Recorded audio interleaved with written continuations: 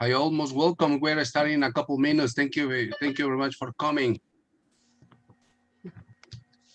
Mauricio, thank you. Miguel Angel, Michael, Michelle, most welcome. We are going to start in a couple minutes. Thanks for sharing. Thanks for coming. Thank you. Thank you.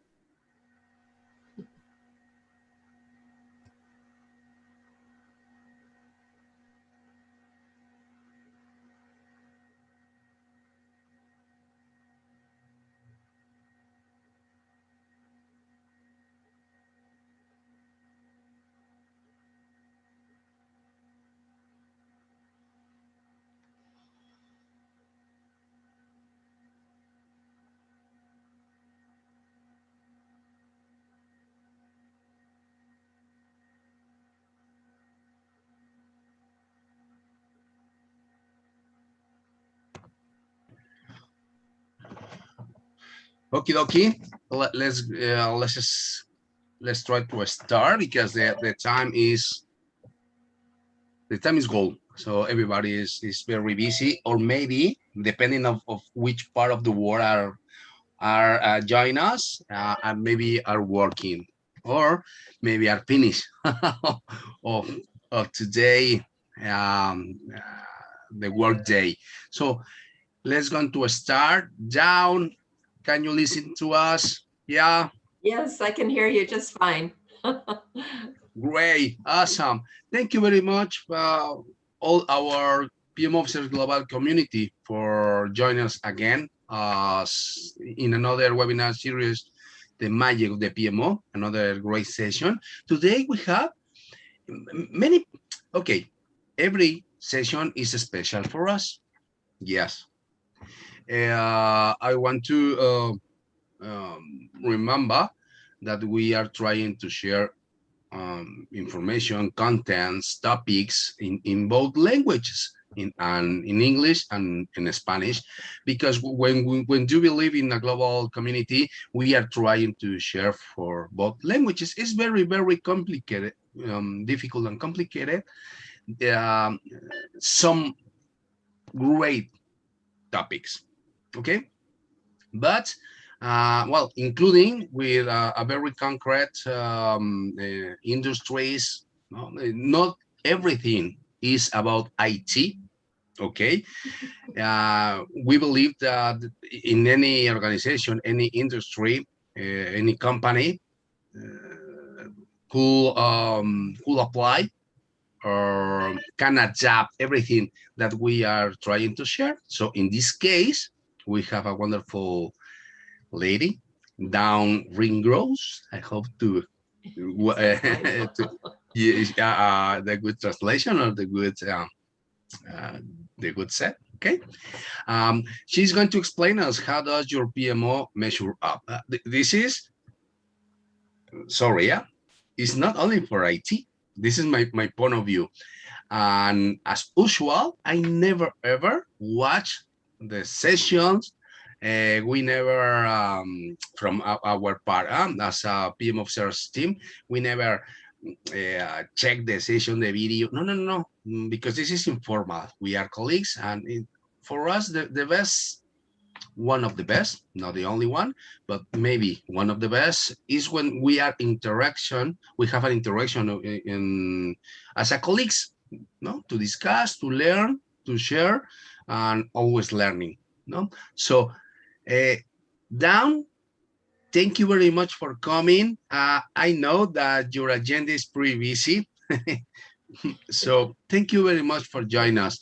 And for us, it's a huge pleasure to listen, to learn from you and your very extensive experience. And I'm absolutely convinced that today I'm going to learn for myself, another great topic, another experiences. Thank you very much for coming. Yes. You're most welcome. Thank you very much, Leonardo. I'm pleased to be here. I love the opportunity to speak about what we do in organizational excellence in the hopes that it helps others do their jobs better, run their organizations well. And in this case, it's the project management office, which is really important. You know, when I think about project management office, I think about all the things that you officers do that make our world a better place and add to our quality of life. And I know in running projects, although the projects might vary across your members, I think that everybody's concerned with those projects delivering quality to the specifications, on time, on budget. They're interested in communicating well with the team members, and they're interested in ensuring their projects are run in a repeatable, standardized way. So we've got consistency, right? So as I go through this presentation today, I want people to think about that and reflect on it. I'm going to go through these results at a pretty high level and pretty rapid way, and leave time at the end for discussion. And I hope that there's lots of questions and that there's lots of ways that we can add value to the wonderful work that you do.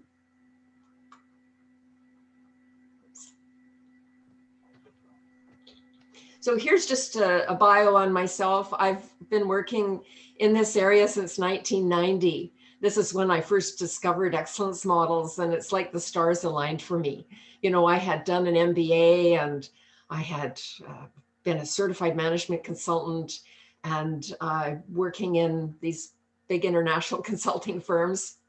But it's when I stumbled upon excellence models that I thought to myself, my goodness, this just brings together all of the work that I've been doing and make sense of it, because we had this nice package of principles and practices that were common to high-performing organizations. And these principles and practices, they apply to not only organization, but to a project management office as well. So I've been very enthusiastic about this work and working with organizations in this respect to improve their performance or address issues. And I've really enjoyed transferring knowledge to others so they can put this to work for themselves. And so we do that through training and writing articles and doing presentations like this, because I just really want to spread the word about this. The global research tells us that only about 20% of the working population knows about these best practices that are common to high-performing organizations. And I think that we really need to change that statistic, because it's very valuable to the work that each and every one of us do. It doesn't matter if you're working in business or government or nonprofit associations. It makes a difference to any size or any type of organization. So in today's presentation, I'm going to first of all start with a success story. And this is a project management office. And I want to tell you a little bit about the work that I was involved with them. And then I'm going to provide some background on this global research that we've been doing since 2015, and then share the results with you of the teaser assessment that took a look at the culture and to what degree is the organizational culture committed to excellence, and then to the full assessment, which took a look at to what degree had organizations deployed the best management practices that we have in excellence models. And we'll share, you know, what organizations around the world are doing well, where they need to improve. And it'll be very interesting to kind of reflect on this as we think about this pandemic that we've all been through over the last year and a half, you know, and the things that we've had to deal with. This is major change. we'll summarize up the key findings and some of the conclusions from the latest report on this study, and then we'll open it up so we can have a good discussion and answer any questions you might have. So, Alberta Infrastructure, located in Edmonton, Alberta, in Canada. This is the Capital Projects Division with the Government of Alberta, and they build things like schools and libraries and courts and auditoriums and tourism attractions and this sort of thing. And over a 3-year period, I worked with them to make sure they had a good management system in place. And they've been in operation for a while, so they had a lot of good practices already in place. But we worked with them to address gaps. And over that period of time, we trained all of the people in the organization about excellence. We involved them in an assessment of the organization to see what was going well and where there were gaps. And then we worked to address the gaps, involving everybody in the organization to do the work that needed to be done. And then, of course, we took time to celebrate milestones and results. So over this 3-year period, it was really amazing, the improvement that they realized in quite a number of different areas. And overall, that improvement, with what they had been measuring, it had increased their performance about 10%, and they were performing at a high enough level to earn a National Excellence Award. And when you earn a National Excellence Award, what that means is that you've got a good management system in place, you've got a balanced system of measurement, and you've been getting sustainable results, continually improving results year after year after year for at least 3 years. And so it's quite an honor, really, to be recognized with this sort of award. And what was very interesting about the Capital Projects Division around this same period of time is they were getting attention from the Government of Alberta. And the government was saying, gee, what's going on over there at that project, in the division? And they were noticing how their performance was really increasing and they were being recognized for it. And they said, you know what, we're going to give you some extra projects. We're going to take all the projects that we've got in the health ministry, which was about 20 projects at the time, about $3.5 billion worth of projects. And we're also going to take the employees that we've had working on those projects, which were about 100 employees, and we're going to move them over so that you can all work together. And what they said was, adopting these new projects and taking on these new employees, they were able to do it quite seamlessly. And they attributed that to having a good management system in place and having done the work that they did so that they were able to transition quite nicely. And actually they wrote an article about it, and I've got the source listed here at the bottom of the screen so that you can look it up if you want to read about this project in a little bit more detail. So with regards to the study background, we've been working on this study, as I said, since 2015. And what's really interesting about this study is that a lot of research about high-performing organizations has focused on best in class. And so we've had a lot of information, really over the last 30, 40 years that has told us about best in class organizations. But we were curious too about, well, what was the actual current state of excellence around the world by size, type of organization, by industry sector, by region or country. And so this project set out to do that. And so far we've gathered close to 2,000 organizations that have responded to the assessment and have given us a pretty good sample size. If you take a look at the regions of the world, the 4 different sizes of organization, the types of organizations, the industry sectors, and so forth. So it's given us a pretty good read on what is going on. And we've got I think a good sample size. We've still got some work to do in terms of increasing the sample size, and we're addressing that slowly but surely. But it's given us a pretty good read. I noticed that the results have been rather consistent in the 2 reports that we've released, one in 2019 and the most recent just in June of this year. So that's a good sign.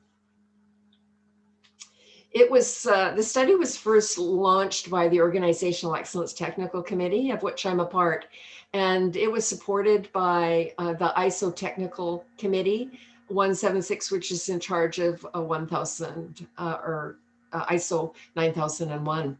And International Academy of Quality was very supportive, as was the Global Benchmarking Network. And what I mean by supportive is that they said, hey, yeah, this is a good idea for a study. Let's do it. It's going to shed light on the current state of excellence, and it'll be a good study for the working population and the excellence community. And it's been led by my firm voluntarily since that time in 2015. And then in 2019, we decided to continue to lead it because it's of such great value. And it's been powered by about 500 volunteer researchers around the world. This is how we've been able to do it with zero budget. So it's been a passion, and I think it's been a really good study for the working population. And so I want you to reflect on the results and what you're doing, and encourage you to participate in the study if you haven't already, so that you get value out of it, because that's what is intended, is value for the working population at large, and of course for the excellence community. This is the Organizational Excellence Framework that I published back in 2010. What it is it brings together all of the excellence models, the principles that characterize the culture, and the key management areas that are very much a part of the work that we do every day, and all the best management practices that we have in these key management areas. And when you think about it, there's quite a few best management practices that we undertake in running our organizations. And so this framework brings it all together. And it also offers something unique to the marketplace, in that it provides implementation guidelines that are used by very seasoned quality professionals, or by seasoned management consultants. And this had never been published before. And so it's a real what is excellence and how to implement it sort of guide. And it's downloadable at no charge on the homepage of our website, because I think it's important to share this information with others so that they can benefit by it. So the principles, if we take a look at them, these are the 9 principles that describe a culture of excellence. And this is, involved leaders, the organization is well aligned. Everything that they do is aligned with their vision, mission, goals, and objectives. They have a focus on the customer. Their people are involved. They're taking a look at their work processes and how to prevent problems from occurring again. They're working with good suppliers and partners. They've got a mindset that is focused on continual improvement. They're using data to make their decisions, and they've got a great commitment to society and making the society a better place. And these are the 9 key management areas that we have in organizations, and all the best management practices. But if we take a look at the framework, there is about 51 best management practices for a micro-size organization with, let's say, 1 to 25 employees. Whereas for larger size organizations, there's 102 best practices. And so when people filled out the assessment, they chose their size, and it automatically defaults to the appropriate survey instrument for them. So we collected the data on the basis of role. And this is like, are you in a leadership position, management, staff, or an other category, which would be maybe you sit on the board of an organization. The size, and there's 4 sizes depending on the number of employees: micro, small, medium, and large. Type is, whether you're in the service sector, the manufacturing sector. And then we drill down also type. We took a look at whether you're government, business, nonprofit. And then we drill down a little deeper into industry sector, and there's 21 industry sectors according to the international standard classification. And then of course there's 7 regions of the world based on the World Bank analytical grouping. And we've had some really high participating countries, and so we're able to provide a country snapshot for those, which is fantastic. So the more participation we get in an industry sector or a region or a country, the better we're able to profile it. And the advantages there is that you get a real good idea of what's going well and where to focus your improvement efforts to become stronger and more resilient and deal with things like change. So all of the information that's been collected have not just been ratings on these principles and practices, but we also had this open-ended comments, which I think really tell a very interesting story. And I don't ever get tired of reading the comments as we look through all of the data that we've collected. And I'll share some of those with you today for Latin American countries. We've been busy sharing the results in a variety of different kind of communication channels, and we keep a web page on the website devoted to this as well, so that you can download the reports, which will provide a bit more detail than I'm providing today. And then there's a wealth of information in the background if we ever need to capture some of the data and report it in another way. So these results have been presented at all sorts of international conferences around the world too. So you can see we've really been getting around in terms of sharing these results. So let's start with the teaser assessment. Again, this is the assessment that dealt with the 9 principles that describe a culture that's really committed to excellence. This is where we had the highest response rate, or 70% of the respondents responded to the teaser assessment. Number 1, it was quick and easy to do. It only took about 5 minutes to rate your organization on the extent to which you were characterized by the 9 principles. And for this, we had 1,375 responding organizations. We covered all the industry sectors and regions of the world. And we had, a good response rate by type, role, size, as well. We saw a little bit of an edge in terms of business being a little bit more interested in this. Leadership and management were very enthusiastic. And there are more micro-size organizations that responded as compared to their small, medium, and large size counterparts. And here's a snapshot of the kind of global results that we see on the principles. And you can see that the highest rated principles were on leadership involvement and also the focus on the customer. And the lowest rated were prevention-based process management and data-based decision-making. And so when you think about this and you think about what's important in the project management office, quality, time, on budget, these sorts of things, communicating well with people, being consistent in the way you do your work and trying to strive for the best results each and every time. The database decision-making and the prevention-based process management are things that they're rated not badly here on the principles, but they are a little lower than some of the others. And so it's good to kind of keep that in mind. And what are the implications of lower scores in these particular areas?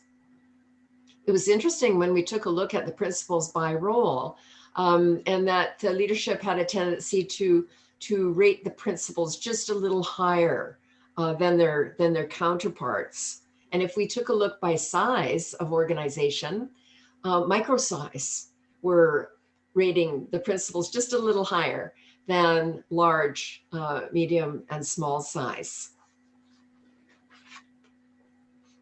And as we look at type, we see that business has got the higher ratings as compared to nonprofit and government. And we see that the service sector is a little higher than the manufacturing sector when they're taking a look at the culture of excellence in their organization. As we drill down a little bit deeper, we had 12 industry sectors that were fairly high responding. And so it was very interesting to see how these industry sectors compared. And we can see some of the highest ratings for the electricity sector, the information and communication, finance and insurance, transportation and storage. We can see the lower ratings for public administration, which is government. And so to learn more about that, we have to dive down into the open-ended comments to better understand that. But interesting to take a look at these sectors, and we want to make sure that we've got a decent number of organizations that are responding so that we can, confidently report on the results, and we can dive in a little deeper. So how would the project management officers be doing? If we were to assess the project management officers, we can capture current state to take a look at what's going well, what needs to improve as well. And I think that project management offices we're going to see them in some of these sectors too. So, but to get a good read on that, we would have to do a little bit more digging.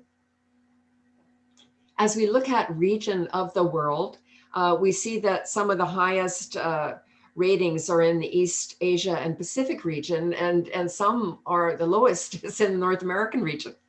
And that's interesting. It's, and I have my own thoughts about that, but it's really interesting to take a look at what's going on by region. And for Latin America and Caribbean region, where a lot of the PMO officers are situated, we see the score there. And again, interesting to take a look at all the open-ended comments to dive a little deeper to understand why those ratings are the way they are. And here's just some comments from the sector. Here's an open-ended comment from somebody in the government service sector in Chile, and they're in the education area. And they said, we're new to this kind of approach. And they see that, they've got a ways to go in terms of making sure that all of these best management practices are in place. And here's another comment from someone in a management position, a small size organization in the manufacturing sector. And this individual said that, yes, they have strengths, but there's some opportunities as well.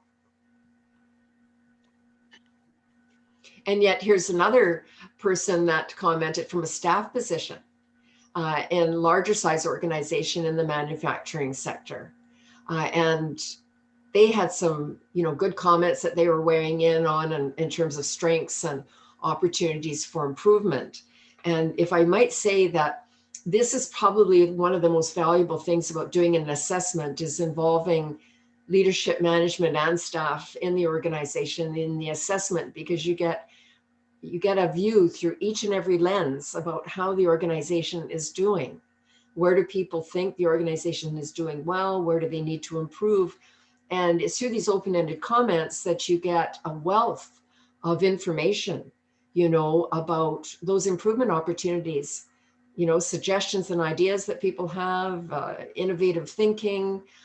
They drawing leadership's attention to things that are missing, that are impacting the organization that often leadership doesn't even know anything about. And so I always think these open-ended comments are just like gold. They are so very valuable, and it often results in some things that can be done quite quickly that make a big difference to the organization. Quite quickly, those quick wins. On the full assessment, this is where we dove in a little deeper into the key management areas and all of those best management practices. And this is where we've had less participation because it really required that you take between 20 and 40 minutes, depending on the size of the organization, in order to complete this assessment. But so far, we've had 588 respondents that completed that full assessment from 20 industry sectors. So we're just missing one, and the 7 regions of the world again. And we've got, again, more business respondents. We've got a good concentration of roles, but predominantly management roles in this case. And again, good participation from the different sizes of organization. But in this case, more large size organizations were responding as compared to their other size counterparts. And here are the ratings for the key management area. Like, we used a different rating scale. I think it's important to mention between the principals and the key management areas. For the principals, it was more of a subjective scale. You know, it was a bit of a gut feel about how you know, whether these characteristics described your organization and to what extent. But on the key management areas, it was a much more objective scale. And we were looking at the degree to which practices were deployed throughout the organization, the kind of mindset people had towards, you know, continual improvement, and the knowledge that they had about the practice, whether it was being measured and what those measurement results were telling us. So much more objective. And so we noticed that the ratings dropped a little bit when we took a look at these practices and the extent to which they were deployed. And we can see that as we look at these ratings, that where our strengths are sitting in the governance, customers, and performance measurement for the organization overall area, and then less so as we take a look at practices in the suppliers and partners area, as an example, or the planning area. And you have to reflect on this. Suppliers and partners are very important to us, and they impact the quality that we deliver at the end of the day, you know, when we're running projects. And so this is a very, very important area, no matter what kind of project that we're running. And of course, so is planning. You know what happens if we don't plan very well? It's like we plan to fail, right? So it's very interesting to take a look at these results at a high level across these key management areas. And what we're going to do is we're going to take a look at each of these key management areas in a little bit more detail, and just to see what's going well and where we need to focus improvement. So in the governance area, there's 6 practices, and the one practice that stands out is ensuring the governance system meets obligations. And these kind of obligations are things like ethical, financial, legal, reporting obligations. And it's really good to see that that particular practice had the highest rating, because that's one practice that is applicable to every size of organization: micro, small, medium, and large. And if we take a look at the leadership area, there's quite a few more practices in this area. There's 15 in total. And we see that most organizations are reporting that they're developing corporate statements, like their vision, mission, values, and so forth. And they're ensuring that management demonstrates the commitment to continual improvement, which is wonderful. But some of the lower rated practices were in the areas of using risk management to assess strategic goals and objectives, or removing barriers to organizational effectiveness, and linking senior management rewards and recognition to organizational performance. And so those are areas where we must reflect on, you know, are we doing work in this area, or should we be doing work in this area? Do we need to work on improving it? In the planning area, which of course is one of the lower rated areas, this is where we're taking a look at business planning and communicating that plan throughout the organization and monitoring it and controlling it. And here's where we see that a high rated practice is using that factual information for business planning, you know, before we sit down and start to do business planning. But the lower rated practices are things like developing contingency plans for unforeseen events and conducting a capability gap analysis for resources.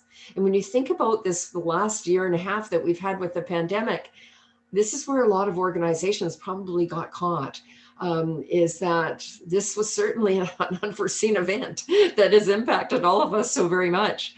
And did we have contingency plans in place, so that we could kind of deal with that change and adapt and continue operations, or were we caught off guard? So, and same thing with the gap analysis for resources. There's been such supply chain disruptions that were we prepared for that? Or had we been using practices that that might have exacerbated the situation? On the customer side of things, most of these practices are things that organizations pay attention to. And the highest rated practice is respond successfully to customer feedback, which is great. But the lowest rated was using research to define and segment customers. And that's a bit worrisome, because if you don't know who your customer is and what their wants, needs, and expectations are, how are you going to serve them really well? So that's a particularly important practice. And as we look at all these practices in each key management area, I must say they're in a bit of a chronological order.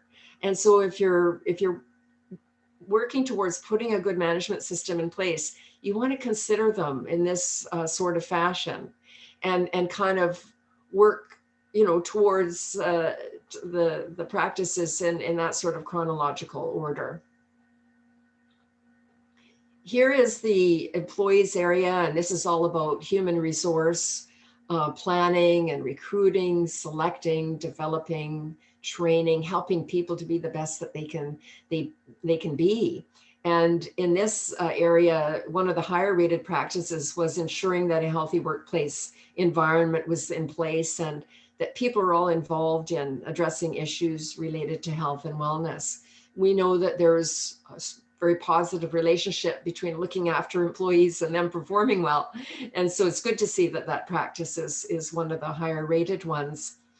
But on the flip side, lower rated practices were things like ensuring people understand and commit to the strategic direction, encouraging employees to be innovative and to take educated risks, and removing barriers to employee effectiveness. And so these are things that are important, of course, to people performing well and enjoying the work that they do. And so it's something to keep an eye on.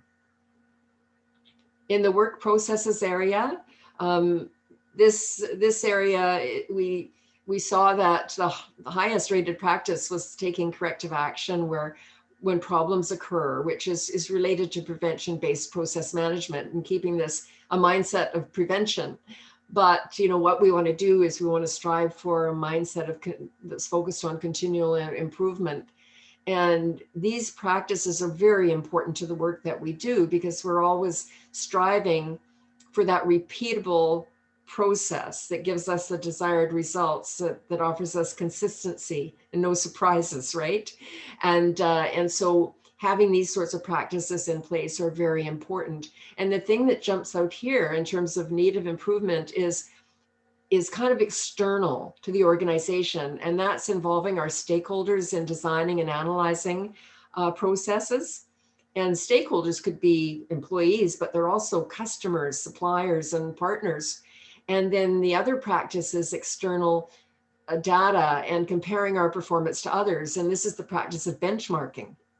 When we take a look at how we're doing, but we learn from others because they might be high performing in certain respects. And we want to know more about that because it might help us improve what we're doing.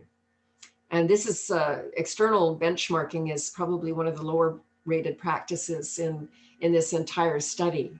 And so that's just some food for thought there. On the suppliers and partners side of things, again, along with the planning area, the suppliers and partners area was the other lower rated area in terms of this assessment. And organizations, seem to be, selecting their suppliers and partners on the basis of criteria and developing win-win relationships with them, but they're not necessarily, sharing information with them that helps them work towards a common aim, or they're not involving them in the development of new products and services, or working on social and environmental standards.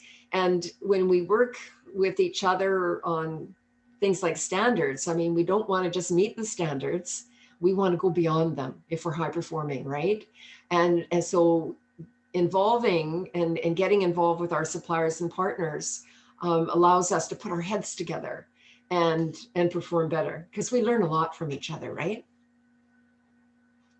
On the resource requirements side of things, this is where we're defining the resources that we need to operate. And we're doing well in that respect in terms of defining our requirements. But the opportunities for improvement here is preparing for those resource interruptions.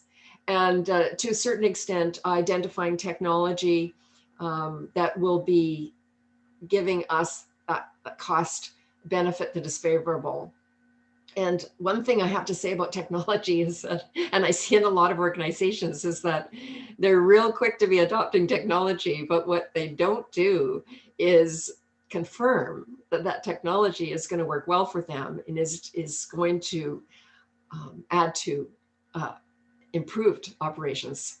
And sometimes they're adopting all sorts of nice rainbow of technology, but not everybody in the organization is trained to use it. And so you have to be really, really careful with that, because you want technology to be your friend and help you perform better, make decisions better, but you don't want it to get in the way of your performance, right?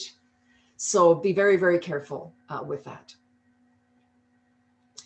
As we look at continual improvement, this is where we're taking a look at the extent to which organizations take a step back and think to themselves, gee, how are we doing in all of these key management areas? Where are we doing well? Where do we need to focus our improvement efforts? And we see that in the leadership and customers area, organizations are doing quite well. But it's in the suppliers and partners area and the resource management area that they're probably, needing to pay a little bit more attention.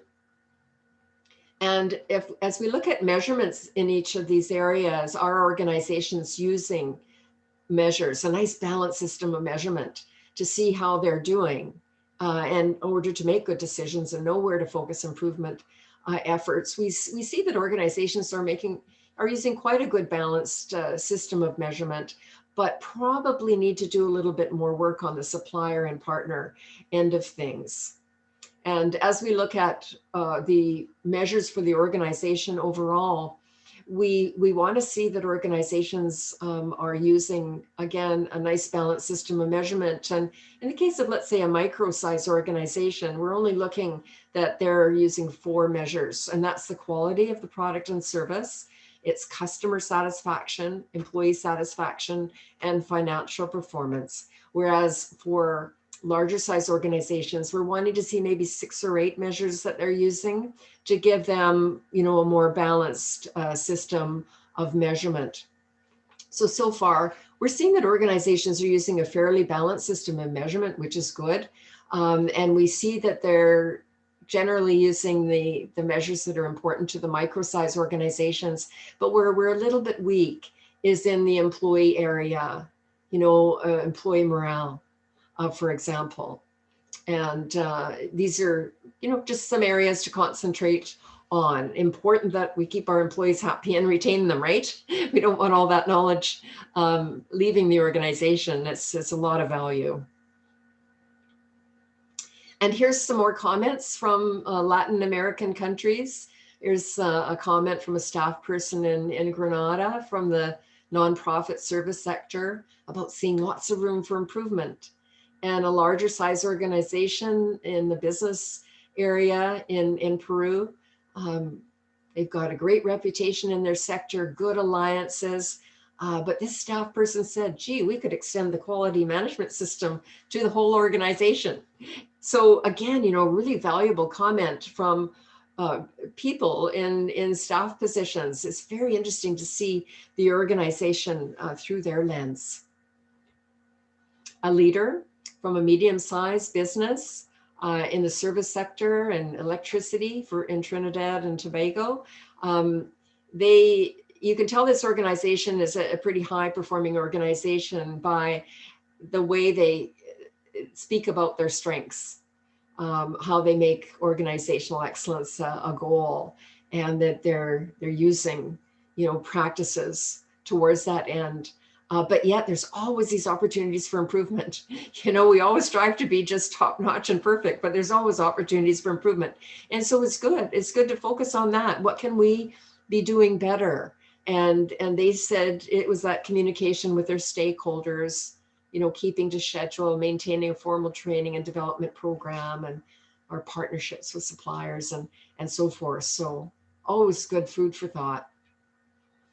So as we look at the key findings on the principles and key management areas, just a quick recap of what we see is on the culture of excellence.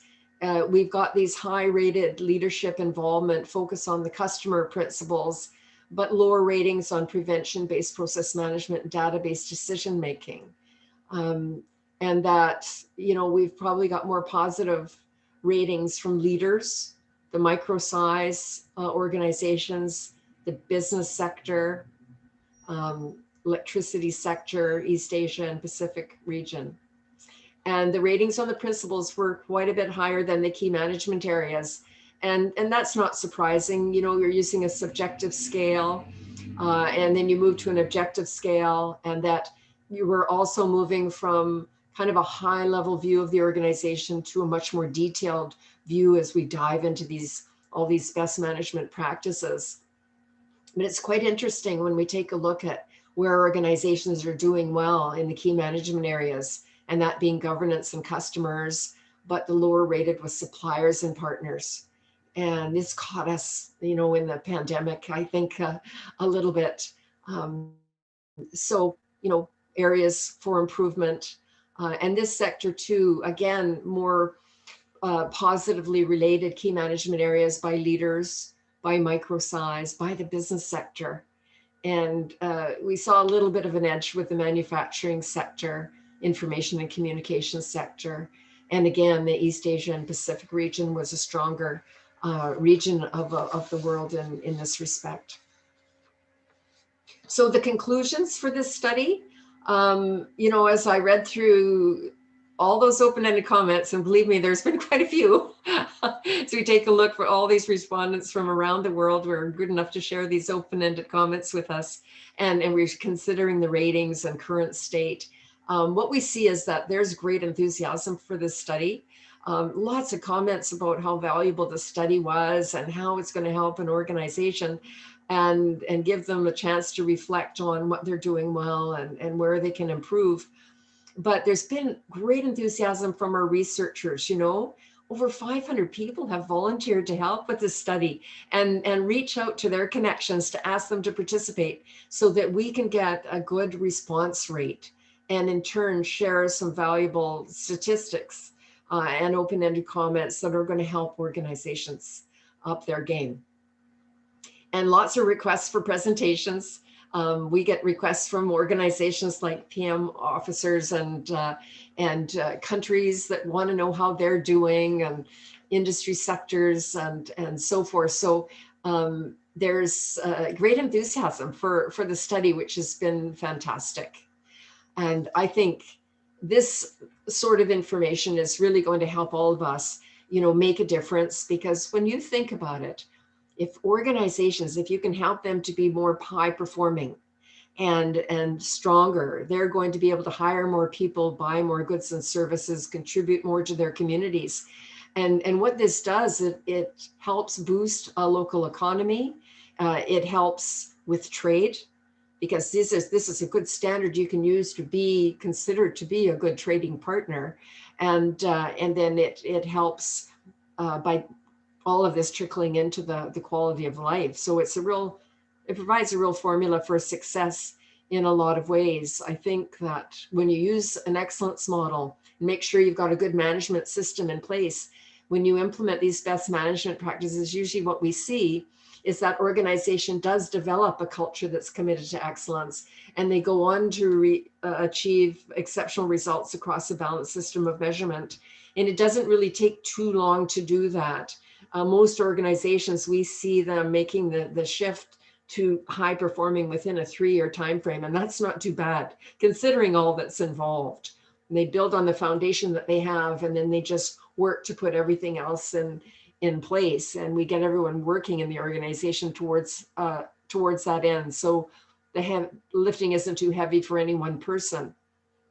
But this sort of thing will help us all perform a lot better. And then as we think about this COVID pandemic that has hit all of us with such a vengeance over such a long period of time, it gives us good food for thought about strengthening some of those lower rated practices that have really further aggravated the situation. And it's also been very interesting to reflect on those organizations that have performed well during the pandemic, then have been able to pivot and adapt to change and continue to thrive and survive. And this is where things like that innovative thinking and being able to adapt and change and is very, very important. And this is what something like an excellence model helps you to do as well, just to become stronger and more resilient and adapt to change. So those organizations that have had this kind of good management system in place probably haven't had as much trouble as others. So just some final comments from some of the respondents. A management person from Brazil acknowledging that participating in the study was very important.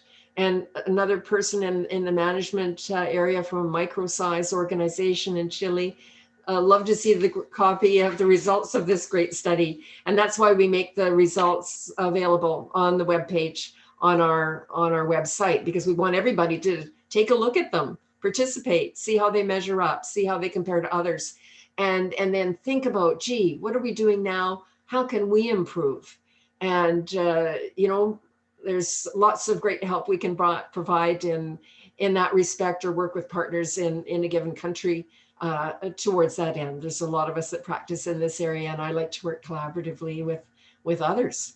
So with that, thank you very much for your kind attention and reflection on these results.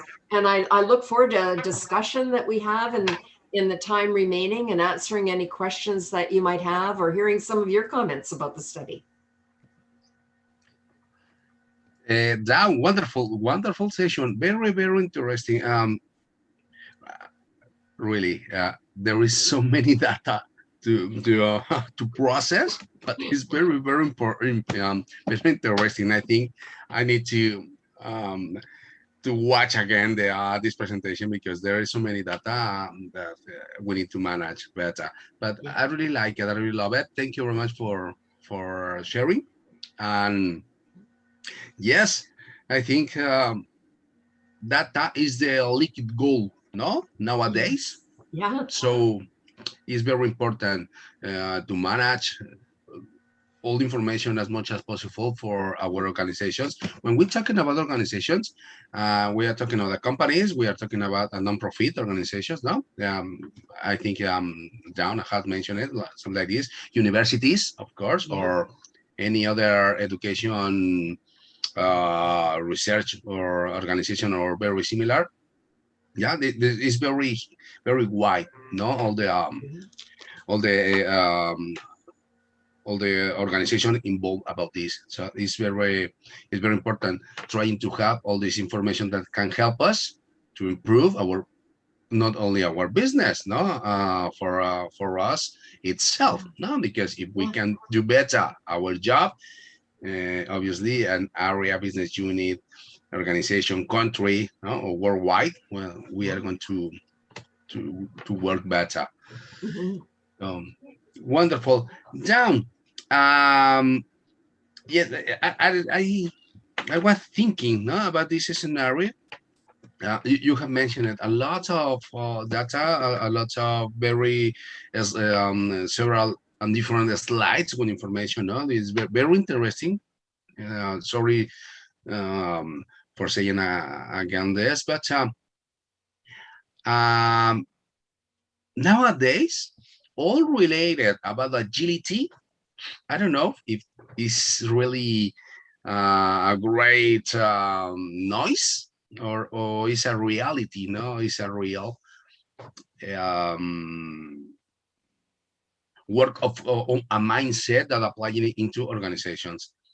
In this research and in your professional experience about this, what do you think about the agile mindset, or the agile organizations, and if they they have been involved in this research? A double question. Yeah, I think that, having an agile mindset is important. But I think that, I think that number one, making sure that we've got good tried and true practices in place in our organizations helps us to run our organizations better. And it sets us up for continual improvement, getting better and better every year, sustainable improvement, and I think that's very, very important. And embedded in the model are practices that help us be agile and help us adapt to change and help us prepare or anticipate change. And so that's very important too. And there's some practices in there. I mean, you're asking people to take a look at, are they still relevant in the marketplace? Their organization and what they're offering, is that still relevant in the marketplace? Or who is their customer? And are they serving them well? And I just think it's quite robust, the excellence model. And there's a lot of practices there. But I think taking a look at what's appropriate for your size of organization, and do you have this practices in place, it gives you a read on the health of your organization. And that being agile and able to adapt quickly to change is an important part of that. Thank you. I was listening to you. I bring to my mind the COP, community of practice, that many companies is trying to put in practice, for doing that. So in Spain, no, the maturity is very, very no. Right. No. We need to we have a very long path to work about this topic, but well, we needed to put it on the desk. We need to put on in the radar now for sooner or later put in practice. No. I think that's a really good point. A community of practice, because being part of a community, you have an awful lot in common. And when we've done these sorts of assessments with, let's say, a particular industry sector, we always see that generally a sector, or even at the organization level, we see that they're doing quite well in a lot of the areas, but there's always a couple areas where they need to do a little bit more work. And by doing that work, helps that entire sector perform better. And to get those discussions going with them about what's going well, what's not, how can we improve, how can we learn from each other? This is one of the most important things, is getting the discussion going. Sharing the ideas, sharing examples with one another, and then we can bring in examples from high-performing organizations so people can learn from them too. But I'll tell you, one of the best sources of improvement is with the people within an organization themselves, within an industry sector themselves. It's those conversations and the practices that they share with one another. And together you can really elevate that community of practice by working together. Full agree. For my experience, at the same time, is the most difficult to do, because there is more in a large organization because so many people to put in a common goal or a common path for a community of practice is very, very complex. But yes, we need to put in the radar. We have a question. We can open the micro. Michael Arias from Costa Rica, if I'm not wrong. Yes, you're right. Michael, please. Yeah, well, thanks for the presentation. It's a very good a set of numbers and statistics, right? And well, my question is very simple. It's about what we can do to encourage those organizations that they don't have a PMO to have one. Where they should start? That's my question. Well, Sorry, sorry, I'm laughing because this question is repeating in other event session because I don't know why the organizations they start with this first step. That's why I love this question. By the way, so Dan, what do you think about this? well, I think it's you would probably have the answers to this, but what are the benefits of the PMO? And what does a best-in-class PMO look like? And what about that organization before it had a PMO or after it had a PMO? What was the difference that it made? I think these are kind of the comparisons that can be made and information that can be shared to highlight the importance of this to an organization. And that's why I started my presentation with the Capital Projects Division and what they were able to do, because as we were doing this work, it was the PMO office that said, oh, wow, isn't this going to make a difference on the projects that we do? And that we can do this within the office. And then, yes, we can do this as the whole organization, and the two go hand in hand. Very complex at the same time in a large companies, no? Well, it's my point of view, obviously, that in a large companies that you can have many PMOs at the same time, not by country, by business unit, by department itself. I don't know. Oof. Who's going to manage everything? Who is going to put everything in the same roadmap? The benefits, because so many stakeholders at the same time, very different point of view. It's very complex. No, it's a challenge. No, to put which are the benefits. But it's taking a lot of information and it's consolidating it down to what we want to focus on, right? And when let's say we do an assessment with a PMO or we do an assessment with an organization, we get this richness of data and information in the open-ended comments. It tells us where we're doing well. It tells us where we need to improve. And then I think the magic is making sure that you're engaging and involving everybody in the organization in taking the PMO or taking the organization from where it is today to where you want it to be tomorrow. And everybody's got a little something to do.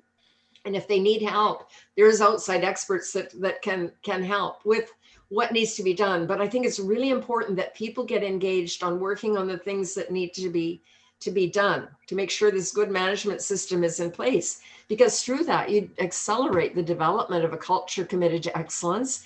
Everybody understands a bit better what they're there to do and how their role contributes to the end game. And it's a way of getting everybody in the organization working towards a common aim, and it's that success of a project, quality, time, cost. It's communicating well with people. It's making sure that the processes that we use are consistent and high performing.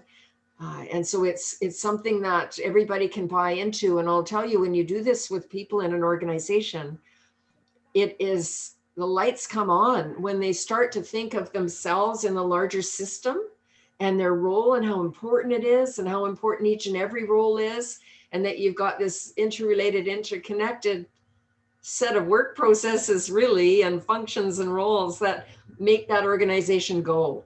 And you want that organization always to be going up in an upward direction, always improving. And I think that people better understanding that makes a world of difference. And they see so much more value in their job, you know, and what they're doing. They don't just see their job description. They see how they contribute to the whole organization and how they're working with everybody to make this organization or the PMO great. Very, very, very good explanation, and at the same time, it's very complex now as well. But in a title, in a bullet, I will say the first step is to do an assessment. Yeah, it really is. You know, learn about this, do an assessment. The assessment provides really a rich, you know, information. You see ratings, you see open-ended comments, you see your organization at a glance. It's a snapshot of its current state. What's going well, what needs to improve, and then you decide, well, what are we going to work on this year, what are we going to work on the next year or the year after that? And before you know it, you're getting rid of duplication, you're performing better, you're communicating better with the people. You see really wonderful results each and every year. I've generally, in the first year, you know, you hear organizations say we're getting rid of duplication, our communication is much better. Year 2, they're saying, wow, we're really seeing this hit the bottom line. And year 3, they've got a good management system in place and they're not turning back, you know, they're confident. And they know that they're more resilient and able to deal with change. And I think that makes all the difference in the world. And then it's just steady improvement. Finally, to identify the gap between the strategy and the execution, because the strategy, the top management, they are thinking one things, and the execution, no, the technical guys, the people who is really execute all the operation in a PMO. What do they think about this?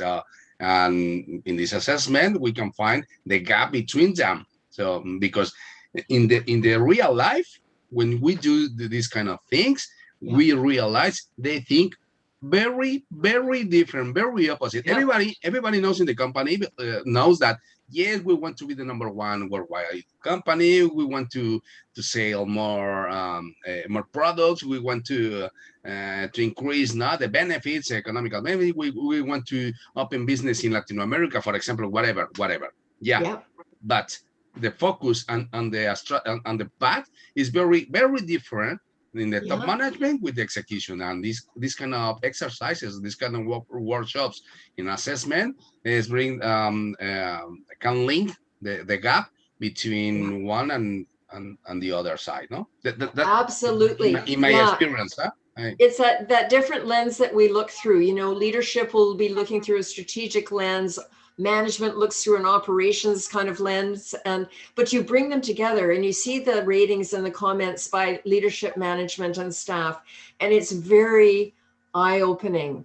You know, when I remember one organization was having trouble with retaining their employees, and they found out when they did the assessment that there wasn't an proper orientation program to onboard people. And then another organization, they found out, leadership found out that the workers in the shop, in a manufacturing fabrication facility, wanted their overalls to be supplied for them. They didn't want to buy them themselves. And this made a world of difference, you know, when the company started buying the overalls for them. And so it's things like that leadership just needs to know about, that may actually make a world of difference.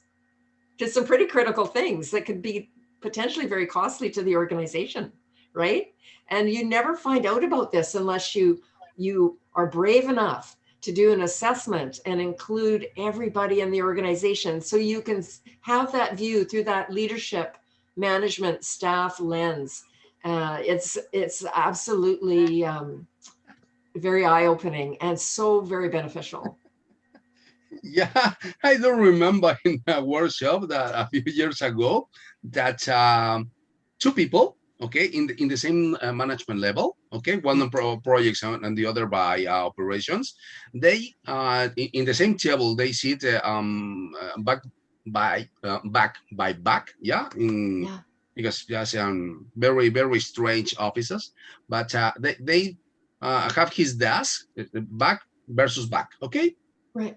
they never see each other in the same department, in the same top level management. In the workshop, they thought very opposite about the PMO, total opposite. Huh? Yeah, yeah, It's incredible yeah. because it's part of the group, it's part of the department, no? And they both Sharon, well, they both were part of the IT director, okay, Yeah, in different ways, but yeah, they have very different and very opposite point of view about PMO. So yeah, I didn't believe it. yeah.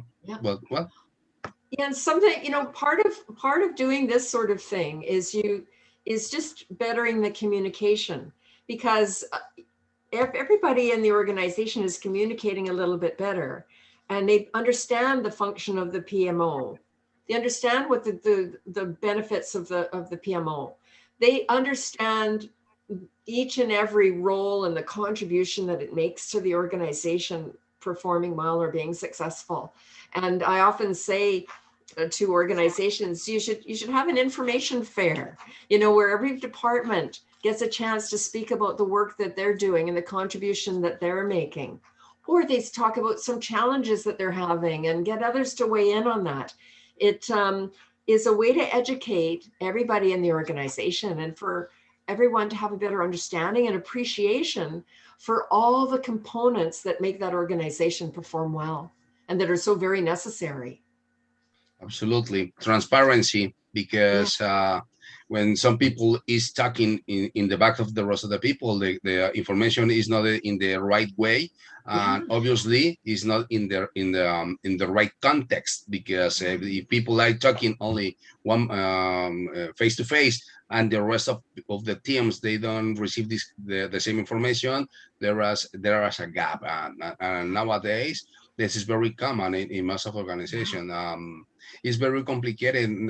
In fact, now currently in my consultant role, I'm trying to do that to improve the communication, and everybody, all people, everyone say thank you, Leo, thank you, Leo, for sharing this information, because it's transparency. Because right now in a program of products under agile mindset, everybody knows this information. Everybody understand which is the mhm, path, which is the main objectives, and the main calendar of the a a mega project, and everybody receive this information, but as soon as possible.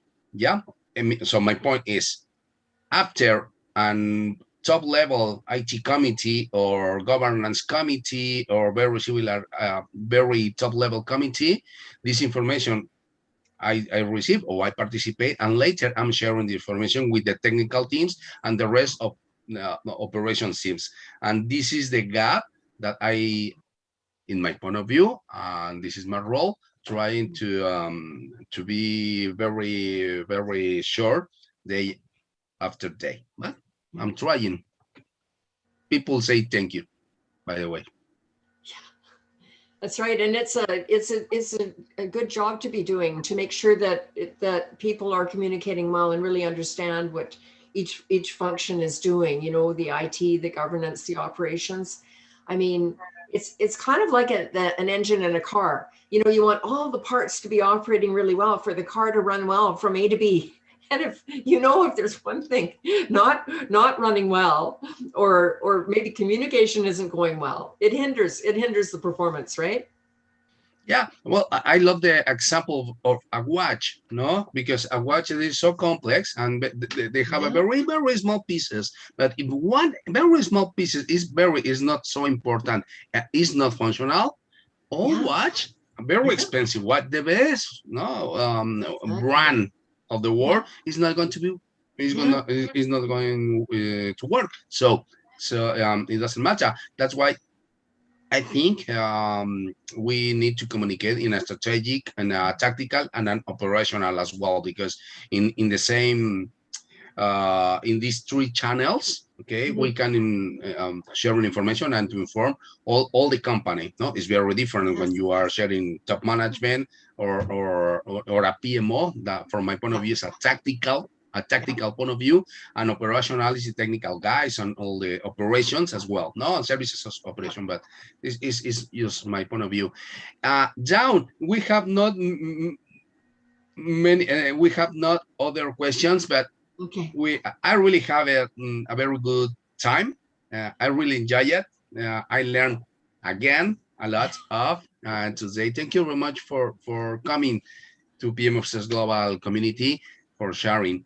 Dan, where can we find you? By linking social media? If we want to connect with you, where can we find you?